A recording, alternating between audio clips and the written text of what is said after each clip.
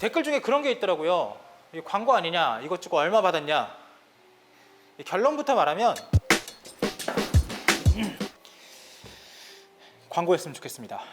저희는 광고를 환영하고 있고요, 기다리고 있습니다. 아래 나가는 자막으로 연락 주시면 재밌게 해드릴게요.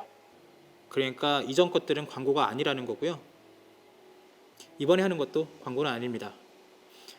어떤 차냐면요, YF 소나타입니다. 차주 인터뷰 바로 시작하겠습니다.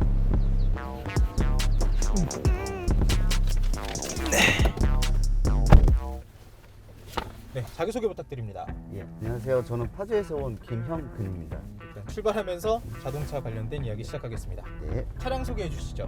이거는 2010년식 YF 소나타 로얄 등급의 950만 원 전후로 구입했던 걸로 기억을 하고 있습니다. 현재 차량은 27만 5천 킬로입니다. 지금 영업직이다 보니까 차량 키로수는 연식 대비 좀 많은 편에 속해 있습니다. 27만 5천이면 거의 30만 가까이 타셨네요. 네, 맞습니다. 네. 그러면 굉장히 오래 타셨는데 차량의 장점 이야기 먼저 시작하겠습니다. 그 당시 풀옵션으로 차량을 중고로 구입하다 보니 뭐 열선 핸들이라던가 통풍 시트 빼고는 파노라마 썬루프라던가 운전자 메모리 시트라던가 그런 부분에서는 좀 차량에 좀 메리트가 있다고 보고 있습니다.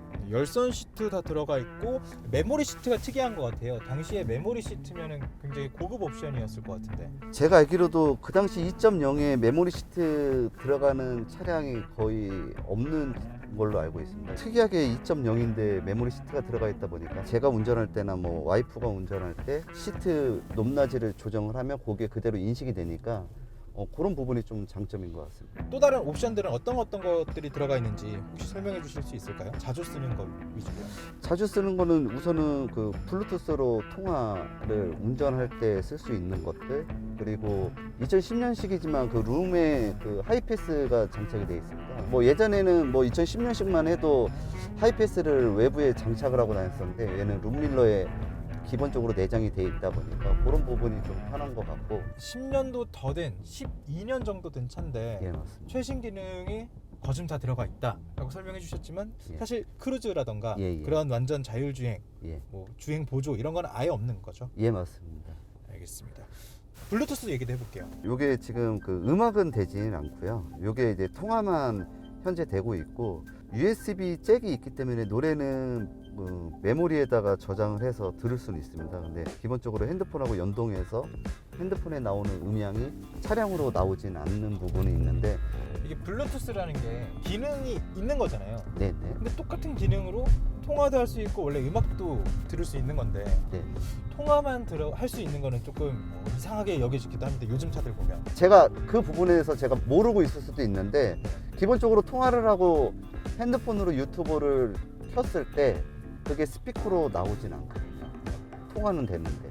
그래서 저는 그게 안 된다라고 지금 보고 있는 거거든요.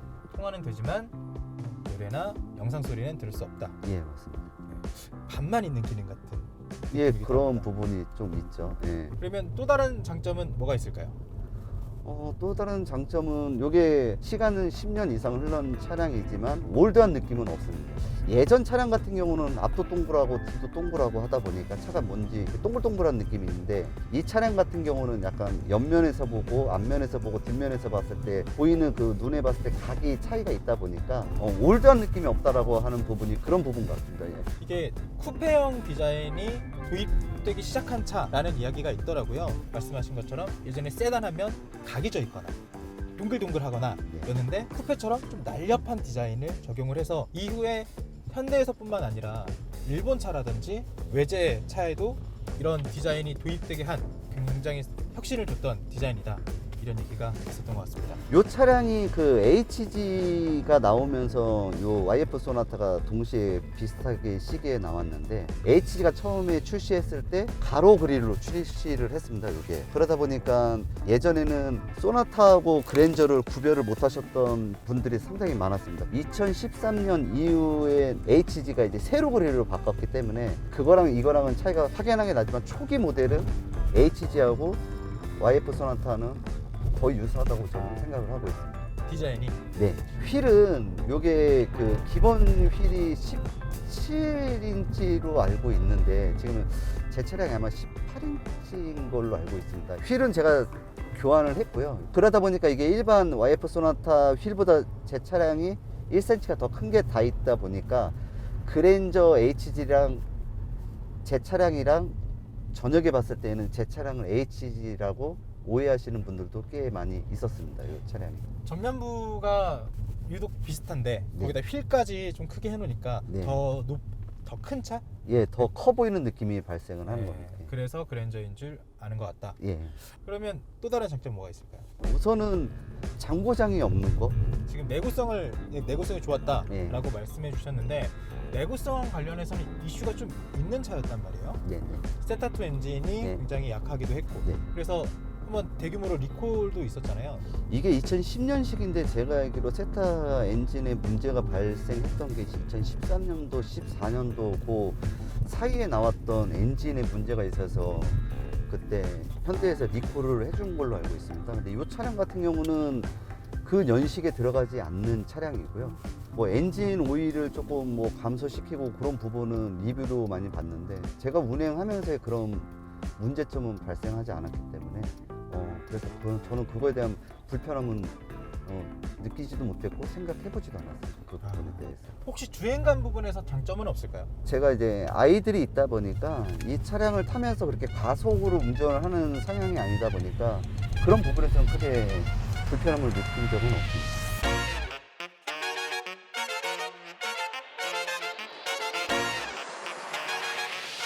알겠습니다.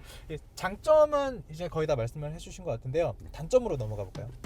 우선 단점은 이 차량이 어떻게 보면은 이 대시보드 쪽에 보면은 이게 상처가 나면은 복원이 잘 안 됩니다. 예, 지금 카메라에는 잘 안 당기고 있는데 예를 들어서 이렇게 보시면 네. 이 상처가 나면은 여기 보시면 좀 안 없어요. 이제 이거 상처 내도 괜찮아요? 예, 괜찮습니다. 예, 괜찮습니다. 그러니까 이게 조금만 더 상처가 커지면 네.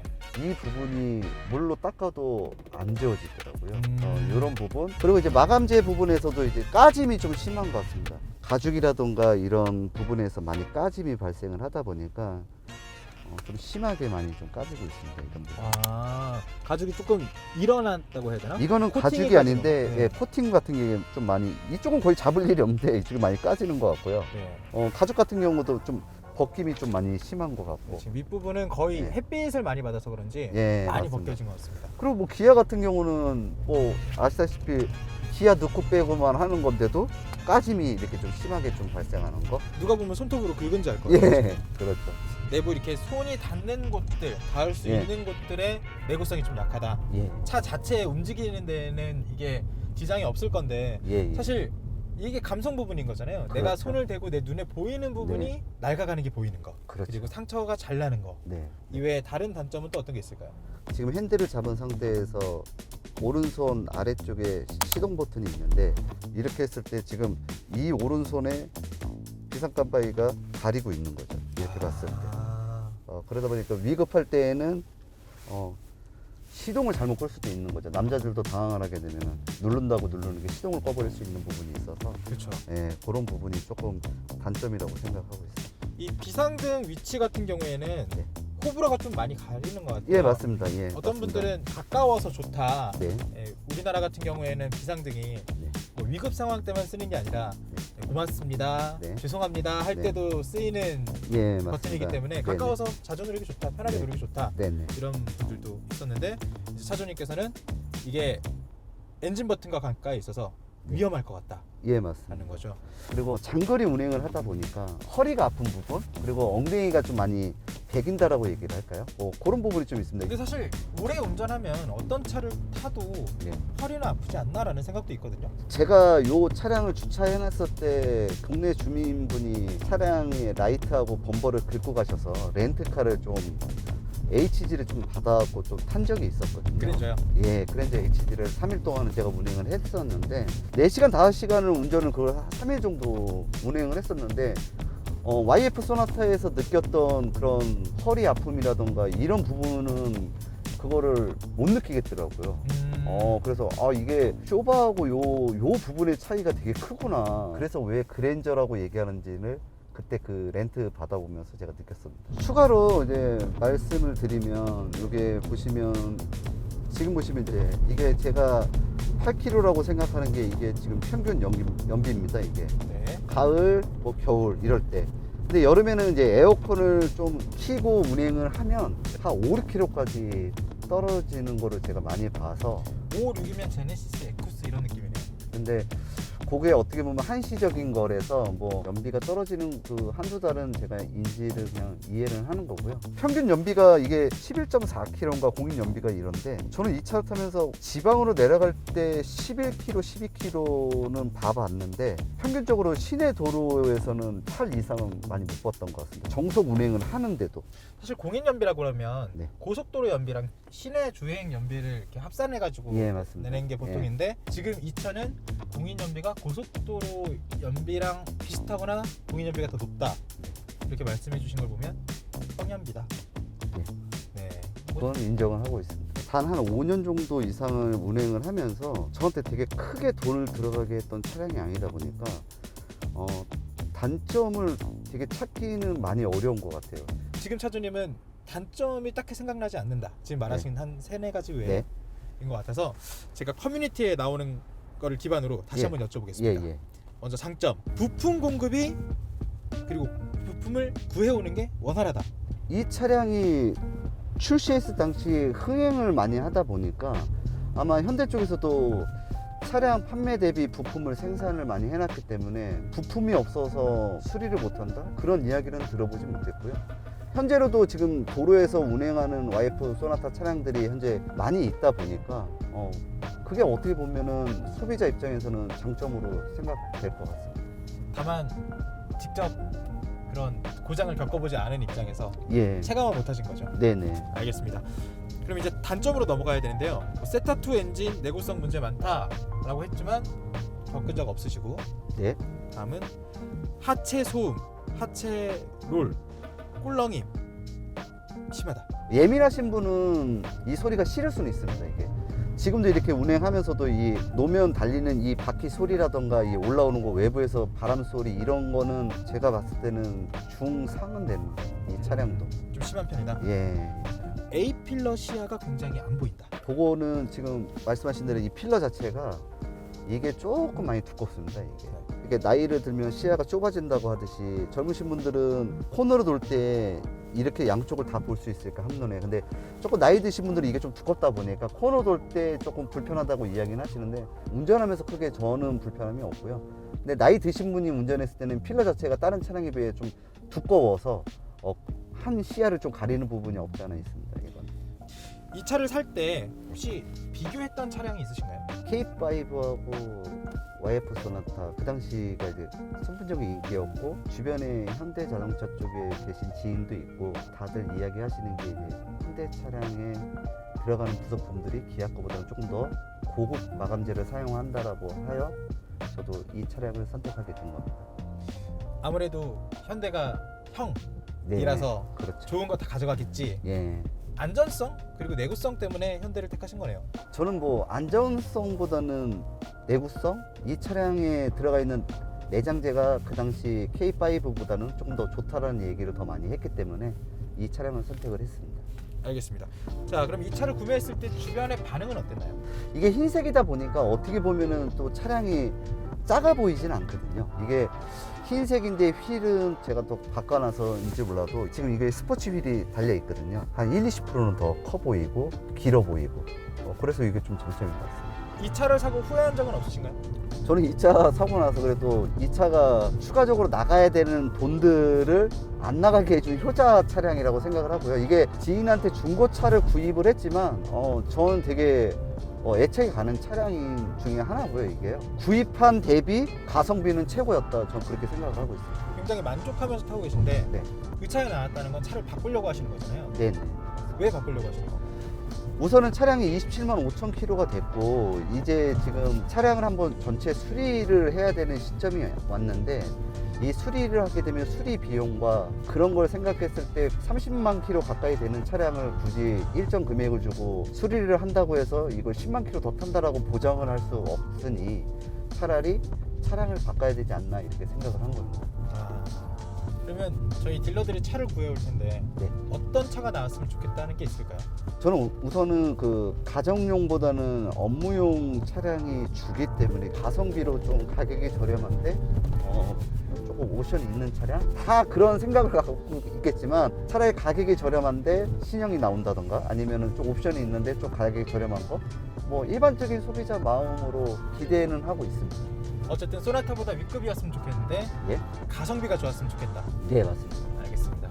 딜러들이 구해놨을 테니까 일단 들어가서 차를 골라보겠습니다. 네, 알겠습니다. 그 전에 이 차가 중고 시장에서 제가 검색을 해보니까 싼 거는 400만 원 초반, 조금 비싼 거는 7, 800까지도 가더라고요. 네. 근데 어쨌든 400만 원 정도면 사회 초년생들이 첫 차를 구입하기 굉장히 부담 없는 가격이잖아요. 네, 그렇죠. 사회 초년생이 타기에는 지금 10년, 12년도 된 이 차 어떻다고 생각하시는지? 사회 초년생들이 예전에는 아반떼를 많이 탔다라고 하면 지금은 이제 상향되다 보니까 요새는 아반떼도 살 수 있지만 당연히 이제 소나타도 살 수 있다라고 보는데 만일에 제가 제 지인이나 제 아는 동생들한테 선택을 하라고 할 때 이 소나타를 추천하는 게 이 차량을 사다가 100만 원 이내에 수리를 한다라고 하면 모닝 이런 차들보다 훨씬 더 낫다라고 봅니다. 몇 가지를 말씀드리면 우선 모닝은 기름값은 적게 들지 모르겠지만 적재 공간도 없고 차량이 우선 적고 이 차량 같은 경우는 4인이 타도 넉넉하고 트렁크가 있고 그리고 차량 가격 대비 가성비라고 말씀드렸던 게 모닝은 사가지고 몇 년 타다가 팔면은 아마 가격은 또 더 많이 떨어질 건데 이거는 뭐 400 정도에 사갖고 100만 원 해서 2, 3년 타다가 한 2, 300만 원에 다시 팔 수 있으니까 뭐 가성비를 봤을 때는 저는 당연히 소나타를 사라고 말을 하지 뭐 모닝이나 이런 거 사라고 말을 안 할 것 같습니다. 알겠습니다.